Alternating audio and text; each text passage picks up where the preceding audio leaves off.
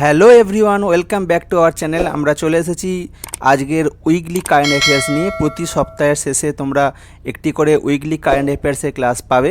তাই যারা এরকম ক্লাস পেতে চাইবে তারা অবশ্যই চ্যানেলটি সাবস্ক্রাইব করে রাখবে। কারেন্ট অ্যাফেয়ার্সের পাশাপাশি অন্যান্য সাবজেক্টিভ ক্লাসগুলো তোমরা পেতে থাকবে পরপর। এছাড়া যদি তোমরা এই কারেন্ট অ্যাফেয়ার্স এবং বিভিন্ন ক্লাসের পিডিএফগুলো পেতে চাও তাহলে আমাদের টেলিগ্রাম চ্যানেল এবং অ্যাপসের মধ্যে যুক্ত হয়ে যাবে। চলো বেশি দেরি না করে শুরু করে দিই আজকের আমাদের উইকলি কারেন্ট অ্যাফেয়ার্সের প্রথম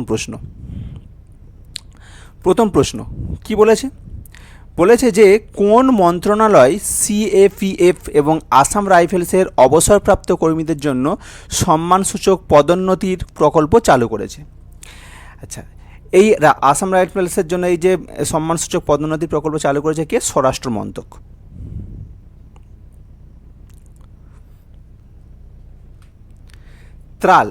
ত্রাল বন্যপ্রাণী অভয়ারণ্য কোন রাজ্য অথবা কেন্দ্রশাসিত অঞ্চলে অবস্থিত? ত্রাল হচ্ছে একটা অত্যন্ত গুরুত্বপূর্ণ জায়গা।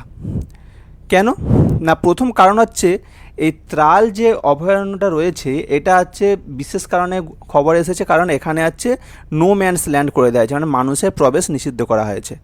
মানুষের প্রবেশ নিষিদ্ধ। ওকে, আচ্ছা, এই জন্যই মেন খবরে এসেছে। আচ্ছা, এই জায়গাটা আরেকটা কারণে গুরুত্বপূর্ণ, এটা অবস্থিত এমন একটা জায়গায় যেখানে হচ্ছে সম্প্রতি জঙ্গি হানা ঘটে গিয়েছিল, তাই সেই জন্য একটা জায়গাটার একটা বিশেষত্ব বা গুরুত্ব রয়েছে। সেটা হচ্ছে কোথায়? তাহলে উত্তর হচ্ছে জম্মু কাশ্মীর। জম্মু কাশ্মীরের পেহেলগাঁওয়ের কাছে ত্রাল বন্যপ্রাণী অভয়ারণ্য রয়েছে, যেটাকে রিসেন্টলি নো ম্যানস ল্যান্ড হিসেবে মানুষের প্রবেশাধিকার বন্ধ করে দেওয়া হয়েছে এখানে। বিশ্ব তামাক মুক্ত দিবস বা নো টোবাকো ডেস, খুব গুরুত্বপূর্ণ একটা প্রশ্ন। এটা চালু করেছিল কে? ওয়ার্ল্ড হেলথ অর্গানাইজেশন চালু করেছিল। কবে? 1987 সালে তামাক বিরোধী লক্ষ্যমাত্রা হিসাবে এই প্রকল্পটা চালু করেছিল। একটা বিশেষ দিন পালন করা হয়। প্রথম আমাদের গোটা পৃথিবীর মধ্যে নিউজিল্যান্ড একটা দেশ যারা হচ্ছে এই তামাক পুরোপুরিভাবে নিষিদ্ধ করেছে। নিউজিল্যান্ড কি তামাক মুক্ত দেশ।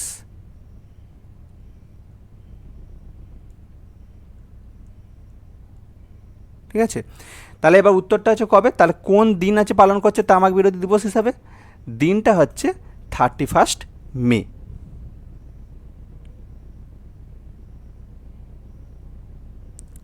নেক্সট, ভারতে কৃষি রূপান্তর ত্বরান্বিত করে কৃষকদের ক্ষমতায়নের জন্য চালু করা অভিযানটির নাম কি? আচ্ছা, কৃষকদের যাতে আয় বাড়ে, কৃষকদের যাতে ফসলের গুণগত মান বাড়ে, এই প্রকল্পের জন্য কেন্দ্র সরকার যে প্রকল্পটা নিয়ে এসেছে তার নাম হচ্ছে বিকশিত কৃষি সংকল্প অভিযান বা বিকশিত এগ্রিকালচারাল একটা অভিযান এটা চালু করা হয়েছে। বিকশিত কৃষি বা বিকশিত ফার্মিং একটা প্রকল্প। তো এইটা হচ্ছে কেন্দ্র সরকারের প্রকল্প। সম্প্রতি খবরে দেখা গেছে পেরিটো মোরেনো হিমবাহর কথা। এই পেরিটো মোরেনো হিমবাহ এটা কোন দেশে দেখতে পাওয়া যায়, কোন দেশে অবস্থিত? এইটি দেখা যায় দক্ষিণ গোলার্ধে, মূলত দক্ষিণ গোলার্ধে আটলান্টিক মহাসাগরের তীরবর্তী জায়গা আর্জেন্টিনা। এই আর্জেন্টিনার কাছেই এই পেরিটো মোরেনো হিমবাহটা লক্ষ্য করা গেছে। এবার এইটা লক্ষ্য করার আরেকটা কারণ কি? কারণ হচ্ছে মানে আমাদের যে বরফ গলে যাচ্ছে, বিশ্ব উষ্ণায়ন হচ্ছে, ঠিক আছে, গ্লোবাল ওয়ার্মিং।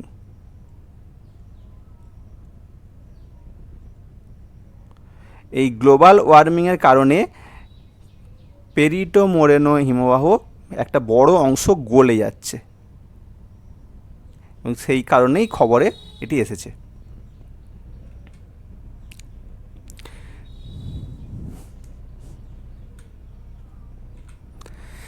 পরেরটা দেখো, কোন সংস্থা ধ্রুব DHRUV, এটা একটা কোড ল্যাঙ্গুয়েজ, যার ফুল ফর্ম হচ্ছে কি? ফুল ফর্ম হচ্ছে digital hub for reference and unique virtual address. ঠিক আছে, টার্মটা মনে রাখবে, এটাও কিন্তু আসতে পারে। Digital hub for reference and unique virtual address, Dhruva. এটা একটা ডিজিটাল নীতি। কী কারণে চালু হয়েছে? না, এটা হচ্ছে একটা ডিজিটালি অ্যাড্রেসিং সিস্টেম চালু করা হচ্ছে। ঠিক আছে। ডিজিটালি অ্যাড্রেসিং সিস্টেম যেটা হচ্ছে আমাদের গোটা ভারতবর্ষ জুড়ে একটা ম্যাপিং তৈরি করার কাজ চলছে, প্রতিটা জায়গার একটা আমাদের ডিজিটাল লোকেশান হবে, একটা গ্রিড সিস্টেম। যেমন আমরা যখন পৃথিবী পড়েছিলাম যখন ছোটোবেলায়, দেখবে পৃথিবীকে আমরা বলেছিলাম যে অক্ষাংশ দ্রাঘিমাংশ দ্বারা এরকম গ্রিড দ্বারা ভাগ করা হয়। তো এইরকমই একটা গ্রিডিং সিস্টেমে আমাদের গোটা ভারতবর্ষকে বিভিন্ন অ্যাড্রেসগুলোকে ট্র্যাকিং করা হচ্ছে।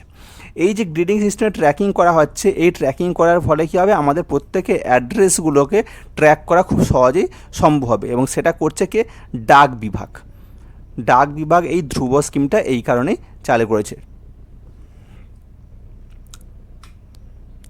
ভারতের প্রত্নতান্ত্রিক জরিপ সম্প্রতি তামিলনাড়ুর কোন জেলায় একটি নিওলিথিক শিলার খোঁজ পেয়েছে? নিওলিথিক শিলা, নিওলিথিক কি? নিওলিথিক মানে হচ্ছে নব্যপ্রস্তর যুগ। আমরা যখন প্রাচীন ইতিহাস পড়ছিলাম বা পড়েছি, বা হয়তো আমার নতুন ক্লাস যখন পাবে তখন দেখতে পাবে ওখানে যে আমাদের প্রাচীন যুগের হচ্ছে প্রাচীন প্রস্তর যুগ ছিল, একটা ছিল প্রাচীন প্রস্তর,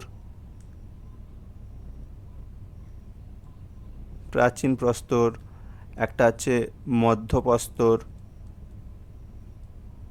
আর এটা হচ্ছে নব্যপ্রস্তর। এই নব্যপ্রস্তরের নাম হচ্ছে নিওলিথিক। এটা হচ্ছে আজ থেকে খ্রিস্টপূর্ব 10,000 বছর আগে থেকে 10,000 থেকে 2,200 বছর আগে পর্যন্ত সময়কালকে নব্যপ্রস্তর যুগ বা নিওলিথিক এজ বলা হয়। তার মানে একদম আমাদের যখন যেই সময় আমাদের দেশে মোটামুটিভাবে আমরা বলতে পারি সিন্ধু সভ্যতার সূচনা বা সিন্ধু সভ্যতা রয়েছিল, সেই সময়কার যে কথা বলা আছে সেইটা নিওলিথিক যুগ। সেই নিওলিথিক যুগের একটা শিলা, আমরা তো জানতাম এতদিন পর্যন্ত যে সিন্ধু সভ্যতাই আমাদের প্রাচীনতম সভ্যতা, এবং সেটা হচ্ছে আমাদের দেশের পশ্চিম দিক বরাবরই বিস্তৃত। কিন্তু নতুন যেখানে খোঁজ পাওয়া গেছে সেটা কোথায়, দক্ষিণ ভারতের কন্যাকুমারিকা অঞ্চলে। সেখানেও কিন্তু এই নব্যপ্রস্তর যুগের শিলা এবং নব্যপ্রস্তর যুগের একটা কাঠামো প্রত্নতান্ত্রিক উপাদানগুলোর খোঁজ পাওয়া গেছে, যার ফলে আমাদের দেশের এই যে প্রাচীন সভ্যতা তার ভাবনাটাই কিন্তু চেঞ্জ হতে চলেছে। কাওয়াল টাইগার রিজার্ভ কোন রাজ্যে অবস্থিত? ইম্পর্টেন্ট প্রশ্ন। কাওয়াল টাইগার রিজার্ভ কোন জায়গায় অবস্থিত? সেটা কোথায়? এটা তেলেঙ্গানায় অবস্থিত।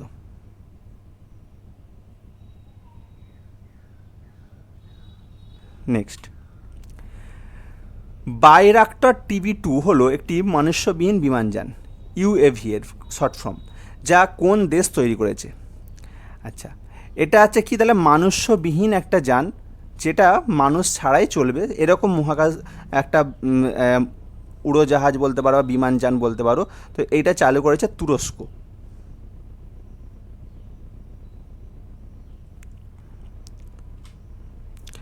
সম্প্রতি খবরে দেখা গেছে দিবাং নদীর কথা।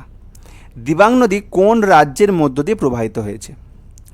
আচ্ছা, দিবাং নদী কোথায় প্রবাহিত হয়েছে? দিবাং যখন নামটা আসে তার সঙ্গে যার সম্পর্ক চলে আসে সেটা হচ্ছে ব্রহ্মপুত্র। তাহলে ব্রহ্মপুত্র নদ কোথায় আছে আমরা জানি, অরুণাচল প্রদেশে। তাই এই দিবাং নদী হচ্ছে অরুণাচল প্রদেশ এবং আসাম এই অঞ্চলেই কিন্তু দেখতে পাওয়া যায়।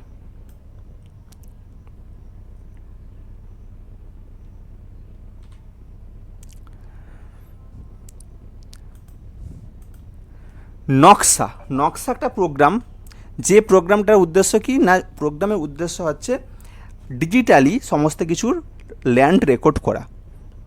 তাহলে ডিজিটাল ইন্ডিয়ার ল্যান্ড রেকর্ডস আধুনিকীকরণ যে প্রোগ্রাম সেইটাই হচ্ছে নকশা প্রকল্প। ওকে,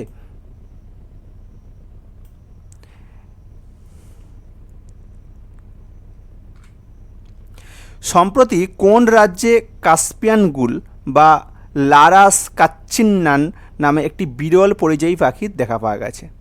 এটা একটা পরিযায়ী পাখি যারা সাধারণত মাঝে মাঝে এদেশে আসে, মূলত এটা ইউরোপিয়ান দেশ থেকে এখানে আসে। তো এই পাখিটার খোঁজ পাওয়া গেছে কেরালা রাজ্যে।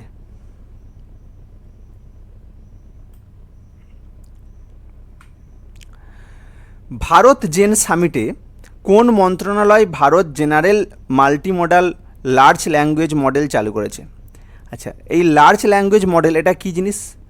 এটা হচ্ছে লার্জ ল্যাঙ্গুয়েজ মডেল, এটা হচ্ছে একটা AI generated system, AI generated system, যার মাধ্যমে কী হবে, আমাদের বিভিন্ন তথ্যগুলো আমরা সহজেই কিন্তু অবজার্ভ করতে পারবো, সহজেই জানতে পারবো। তো এই যে সিস্টেমটা যারা চালু করেছে সেটা হচ্ছে আমাদের দেশের বিজ্ঞান এবং প্রযুক্তি মন্ত্রণালয়।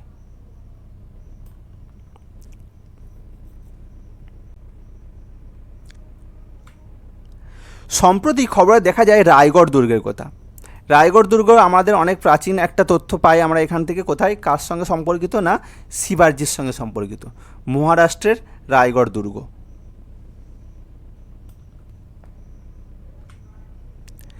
ক্ষীর ভবানী উৎসব, ক্ষীর ভবানী উৎসব কোন রাজ্য বা কেন্দ্রশাসিত অঞ্চলে দেখা যায়? এটা হচ্ছে অন্যতম একটা প্রাচীন উৎসব। তাহলে এটা কি অন্যতম প্রাচীন উৎসব? কত প্রাচীন না, মুঘল যুগেরও এই উৎসবের উল্লেখ রয়েছে। দুটো বই, রাজতরঙ্গিনী,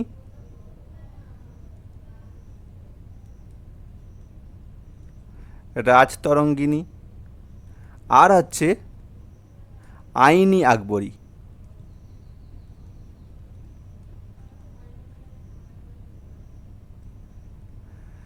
এই দুটো বইয়েতেই এই ক্ষীর ভবানী উৎসবের কথা উল্লেখ রয়েছে। ক্লিয়ার? তাহলে খুব ইম্পর্টেন্স বুঝতে পারছো। এটা কারা করে না, মূলত কাশ্মীরি পণ্ডিতরা, মানে কাশ্মীরের হিন্দু ধর্মের একটা উৎসব। কাশ্মীরের দুটো হিন্দু ধর্মের বড় উৎসব হয়, একটা হচ্ছে অমরনাথ যাত্রা হয়, অমরনাথ যাত্রা, আর একটা হচ্ছে এই ক্ষীর ভবানী উৎসব। তাহলে বুঝতে পারছো ক্ষীর ভবানী উৎসব কোন রাজ্যের উৎসব? জম্মু অ্যান্ড কাশ্মীর।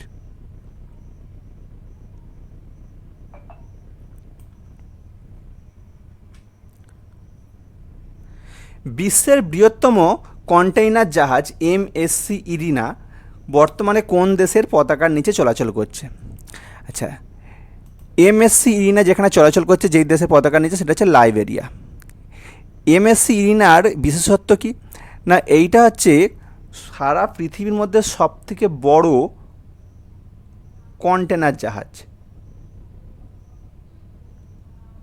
কন্টেনার জাহাজ, সবথেকে বড় কন্টেনার জাহাজ, যেটা মূলত একটা সুইস কোম্পানি পরিচালনা করে, সুইস কোম্পানি। ঠিক আছে, আয়তন দৈর্ঘ্য এটা প্রায় 400 মিটার, 400 মিটার দীর্ঘ জাহাজটি। ওকে, তো এইটা এখন লাইবেরিয়ার পতাকার নিচে চলাচল করছে। রোগমুক্ত চারাগাছ সরবরাহের জন্য সম্প্রতি কেন্দ্রীয় সরকার যে উদ্যোগটি চালু করেছে তার নাম কি? এটা হচ্ছে পরিষ্কার, মানে ফ্রেশ, ফ্রেশ প্ল্যান্ট কর্মসূচি, পরিষ্কার উদ্ভিদ কর্মসূচি, যেখানে হচ্ছে উদ্ভিদদের পরিষ্কার, মানে একদম কোনো রোগমুক্ত এরকম উদ্ভিদদের আমাদেরকে দেওয়া হবে। মানে সাধারণত দেখবে বিভিন্ন বিডিও অফিসগুলো থেকে চারা গাছ প্রদান করা হয়, সেখানে অনেক সময় চারা গাছগুলো কী হয় না, সেগুলো ঠিকঠাকভাবে পুরুষ্ট নয়, ঠিকঠাকভাবে হচ্ছে রোগমুক্ত নয়, সেরকম চারা গাছ দিয়ে দেওয়া হয়, যার ফলে বাড়িতে লাগানোর পরেই দেখবে গাছগুলো অনেক সময় মারা যায়। সেটা যাতে না হয় তার জন্য রোগমুক্ত চারা গাছ সরবরাহের জন্য কেন্দ্র সরকারের এই প্রকল্পটা চালু করা হয়েছে।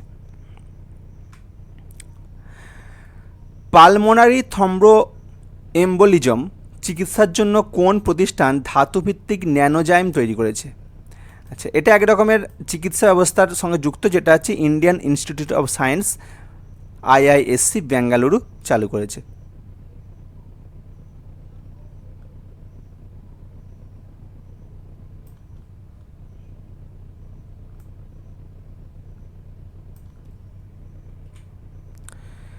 পরের প্রশ্ন, লি জে মিয়ং 2025 সালের জুনে কোন দেশের রাষ্ট্রপতি নির্বাচিত হয়েছেন? 2025 সালের জুনে লি জে মিয়ং নির্বাচিত হয়েছেন দক্ষিণ কোরিয়া থেকে। দক্ষিণ কোরিয়ার নতুন রাষ্ট্রপতি হলেন লি জে মিয়ং।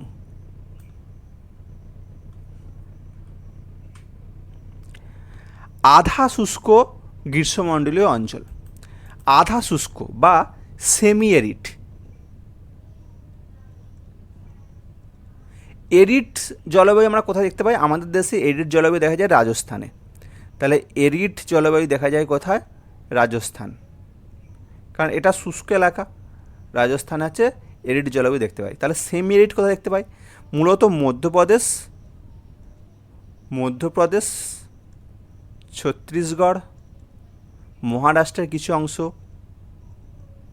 এরকম জায়গাতে আমরা সেমি এরিড আবহাওয়া দেখতে পাই, যেখানে খুব বেশি বৃষ্টি হয় না, আবার খুব গরম, খুব শুষ্কও এরকমও নয়।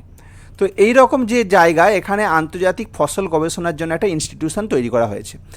সেই যে ইনস্টিটিউশনের সদর দপ্তর কোথায় অবস্থিত? না, অবস্থিত হায়দ্রাবাদে।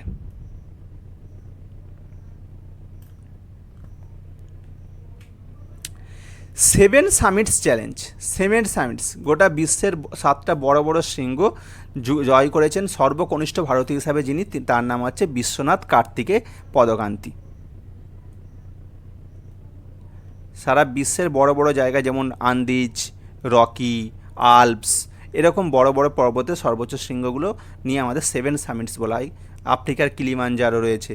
প্রতিটা মহাদেশেই একটা করে সর্বোচ্চ শৃঙ্গ, সেই শৃঙ্গগুলো জয় করাটাকে সেভেন সামিট বলা হচ্ছে। এই সেভেন সামিট একমাত্র সর্বকনিষ্ঠ ভারতীয়, অনেকেই জয় করেছেন, কিন্তু সর্বকনিষ্ঠ ভারতীয় হিসাবে বিশ্বনাথ কার্তিকে পদকান্তি জয় করেছেন রিসেন্ট। ভারতের কোন জেলা সৌরশক্তি দিয়ে তার সম্পূর্ণ বিদ্যুৎ চাহিদা পূরণ করে প্রথম স্থান অধিকার করেছে? ভারতবর্ষের যে জেলাটি এই অধিকার দখল করেছে তার নাম হচ্ছে দিউ। দিউ হচ্ছে এমন একটা জেলা যেখানে হচ্ছে আর কোনো তাপবিদ্যুতের দরকার পড়ে না, আর কোনো জলবিদ্যুতের দরকার পড়ে না, কারণ এখানে পুরোটাই সৌরশক্তির সাহায্যেই চলে।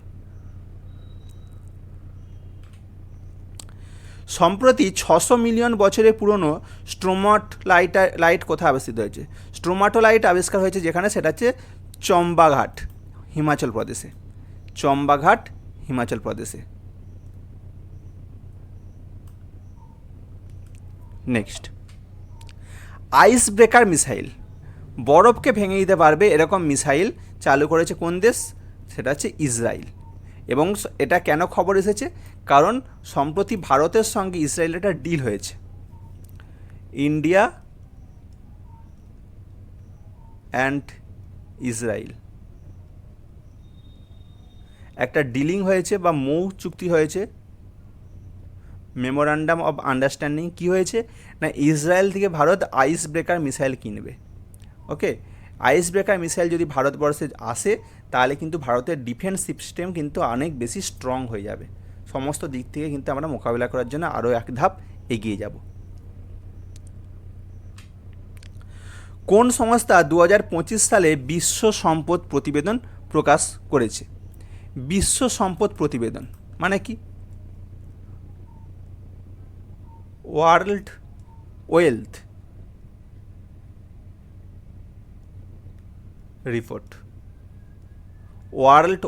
রিপোর্ট। এটা কে পাবলিশ করেছে? এটা পাবলিশ করেছে যে সংস্থা, তার নাম হচ্ছে ক্যাপজেমিনি গবেষণা ইনস্টিটিউশন, CRI।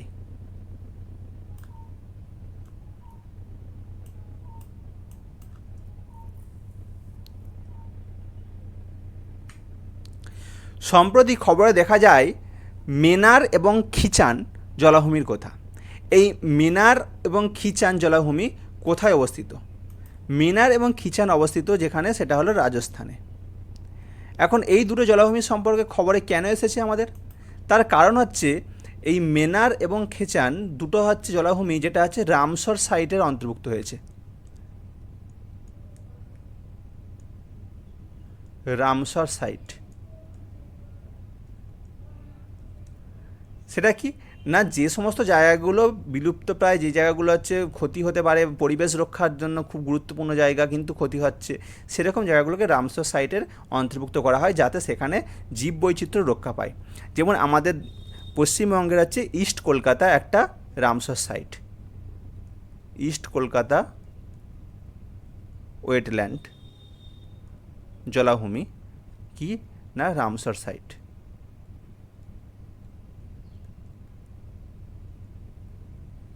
ওকে, তাহলে ভারতবর্ষে এটা 1971 সালে চালু হয়েছিল রামসর পরিকল্পনার মাধ্যমে। তো এই আমাদের দেশের প্রথম রামসর সাইট আছে ইস্ট কলকাতা ওয়েটল্যান্ড, এবং বর্তমানে রামসর সাইট দুটো নতুন রামসর সাইট যুক্ত হয়েছে, এটা হচ্ছে মেনার এবং খেচান জলাভূমি, যেটা রাজস্থানে অবস্থিত। 2025 আইপিএল, 2025 আইপিএল খেতাব কে জিতলো?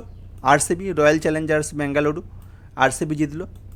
ঠিক আছে, এটা আইপিএলের কততম সংস্করণ? 18th।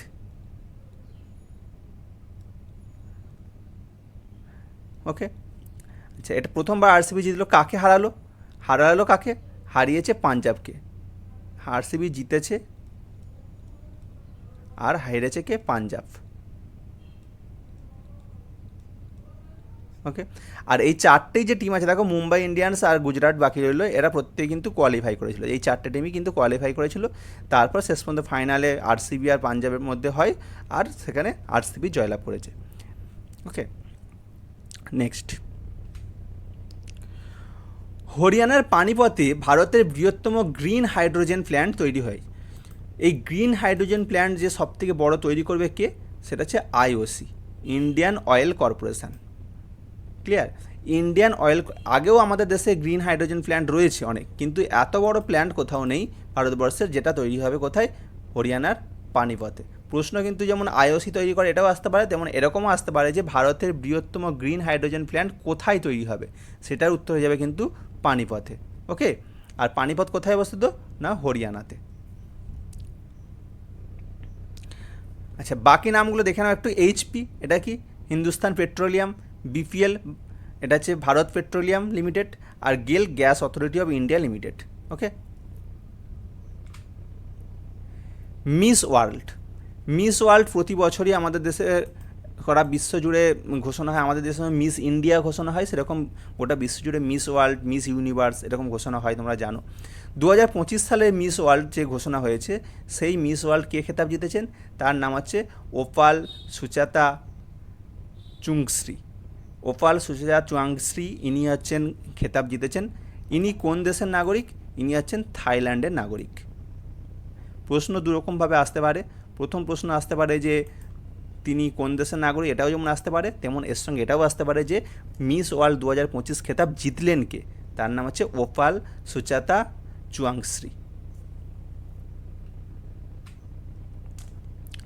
ভারতে প্রথম 100% শিক্ষিত রাজ্য কোনটা? 100% শিক্ষিত রাজ্য হচ্ছে মিজোরাম। ক্লিয়ার? 100% শিক্ষিত রাজ্য মিজোরাম। এবার দেখো, প্রথম হচ্ছে এটা, প্রথম 100% শিক্ষিত রাজ্য, ফার্স্ট। গোয়া হচ্ছে সেকেন্ড 100% শিক্ষিত রাজ্য। বর্তমানে আমাদের দেশে দুটো রাজ্য ঘোষিত হয়েছে যারা 100% শিক্ষিত, সেটা হচ্ছে মিজোরাম এবং গোয়া। এর আগে কেরল আমরা জানতাম দেশের মধ্যে সবথেকে শিক্ষিত রাজ্য হিসাবে, কিন্তু এখন কেরল অনেক পিছিয়ে পড়েছে। সবথেকে আগে কে রয়েছে তাহলে? মিজোরাম, এবং যারা প্রথম 100% শিক্ষিত রাজ্য হিসাবে স্বীকৃতি পেয়েছে। দ্বিতীয় 100% স্বীকৃত রাজ্য হয়ে গেছে গোয়া। ওকে, অনেক সময় প্রশ্ন ঘুরিয়ে আসতে পারে যে দ্বিতীয় 100% শিক্ষিত রাজ্য কোনটি, তখন কিন্তু উত্তর হয়ে যাবে গোয়া। তাহলে আজকে আমাদের প্রথম সপ্তাহের জুন মাসের কারেন্ট অ্যাফেয়ার্স সম্পন্ন হলো। আগামী সপ্তাহে আবার আমরা আরও এক সপ্তাহের পুরনো কারেন্ট অ্যাফেয়ার্স নিয়ে আলোচনা করব।